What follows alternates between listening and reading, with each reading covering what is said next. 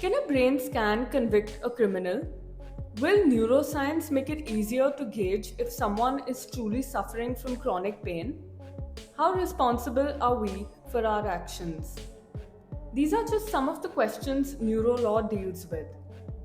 Welcome to the 1050 Lawyer. I'll be explaining neurolaw, its regulation, and the challenges it presents. Let's begin. Neurolaw examines how neuroscience can affect legal issues. Take criminal trials, for instance. Offenders can have their brains examined for abnormalities or neurological impairments and link this to their legally relevant conduct, using such evidence to mitigate culpability or liability. Research shows that the presence of a tumor is known to affect someone's functioning and that some people struggle to control their impulses, finding it difficult to stop themselves from making decisions that could harm them. Experts already make determinations based on the medical history of the accused, evaluations, and interviews, so neuroscientific evidence just bolsters claims. Many jurisdictions use a legal test that originated in 1843 to determine if a defendant can be excused from criminal liability by reason of insanity. At the time of the committing of the act, the party accused was laboring under such a defect of reason, from disease of the mind, as not to know the nature and quality of the act he was doing, or if he did know it, that he did not know he was doing what was wrong. A brain scan can help prove this, even though neuroscientific evidence cannot serve as the sole basis for legal decisions. Experts contend that more than one technique should be used to increase the reliability of the evaluation, such as a brain scan and a neuropsychological assessment. Ultimately, the usage of neuroscientific evidence in a court of law depends on the discretion of individual judges on a case-to-case basis. Now let us talk about the current scenario. The EEG was invented in 1924. A century later, AI can decode our brainwaves. Neurolaw has been a part of the conversation for longer than you may think. Here are 3 examples. Example number 1, criminal cases. I won't go over all the technologies, but one of the most common is functional magnetic resonance imaging. An fMRI tracks blood flow in the brain when certain mental tasks are performed while lying inside an MRI machine. There have been various proclamations that this can aid in lie detection. Even though it is sensitive to environmental errors, reports have been presented for consideration. In India, the Supreme Court held in 2010 that no individual should be forcibly subjected to narco-analysis, a polygraph exam, or fMRI, whether in the context of investigation in criminal cases or otherwise. However, take note of these lines from the judgment. We do leave room for the voluntary administration of the impugned techniques in the context of criminal justice, provided that certain safeguards are in place. So innovation is not being curtailed, though concerns remain at the forefront. The next example is regarding juvenile sentencing. The brain's prefrontal cortex is vital for judgment, decision making, and impulse control, but it is the slowest to mature. That is why juveniles get comparatively lenient sentences, as they do not have the same mental capacity as adults. In several amicus briefs, courts have received neuroscientific evidence of adolescent brain development and used this to inform their decisions. A final example is a well-known one: personal injury claims. Let's examine this in the context of the National Football League.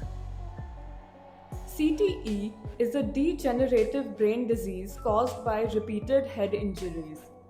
Symptoms include mood swings, increased aggression, trouble walking, and suicidal ideation.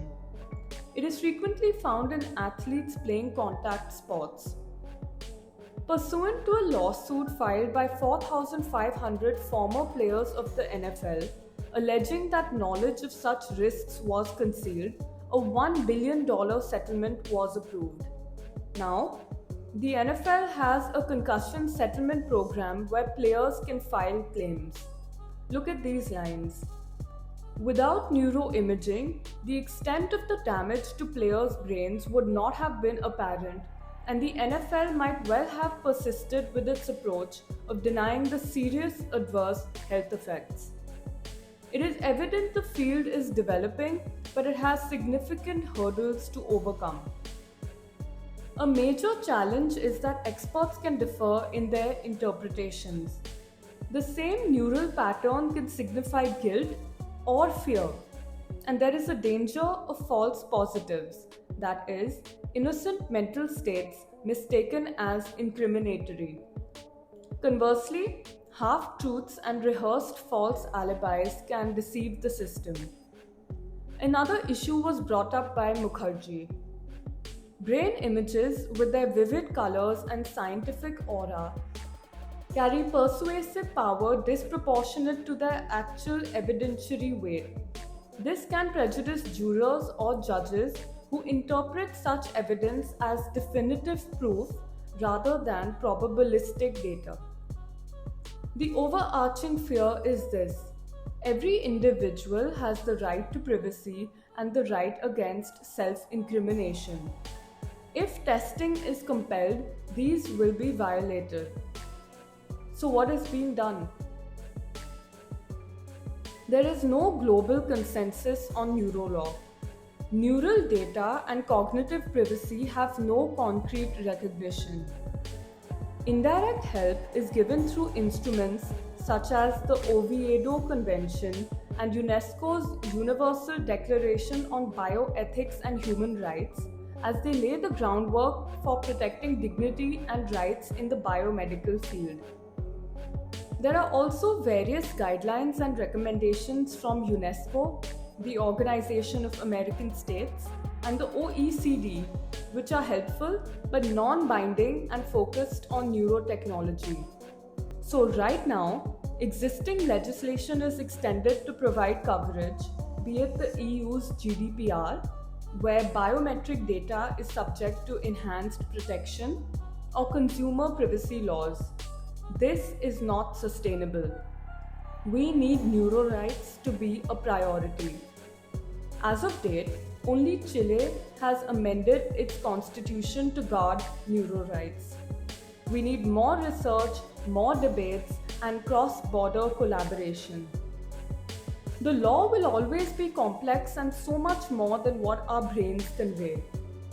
UNESCO puts it best: human nature is the product not only of a very complicated mixture of genes and neurons, but also of experiences, values, learning, and influences from our equally complicated socio-cultural life.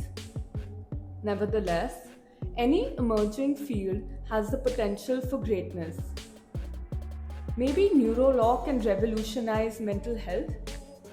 The intensity of pain is relevant to damage assessments, but sadly, an individual's mental state is not given its due respect, even though research reveals that exposure to psychological trauma can lead to poor physical health. As Michelle Obama stated, whether an illness affects your heart, your leg, or your brain, it's still an illness, and there should be no distinction. Hopefully, brain scans will help objectify mental anguish and emotional suffering. Eventually, brain imaging tools may predict recidivism and atypical behaviors to create correctional and rehabilitation programs, leading us into a compassionate future. But in conclusion, please remember that no matter the progress in law and science, autonomy is an inalienable right. Your brain will always be your own. Thanks for watching. Check out my other videos and stay tuned for a new one next month.